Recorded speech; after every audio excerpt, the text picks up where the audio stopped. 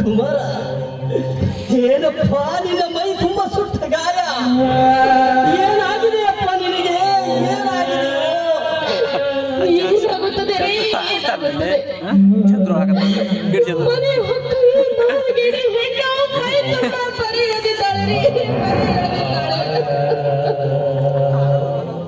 ಹೌದೇನೆ ಚಾಂಡಾಲೇನಿ? ಭಕ್ತಿ ಮಗನಿಗಿಂತ ಹೆಚ್ಚಾಗಿ ಬೆಳೆಸಿದ ನನ್ನ ಮಗನಿಗೆ ಶಿಕ್ಷೆ ಭಕ್ತಿಯ ಪಾಪಿ.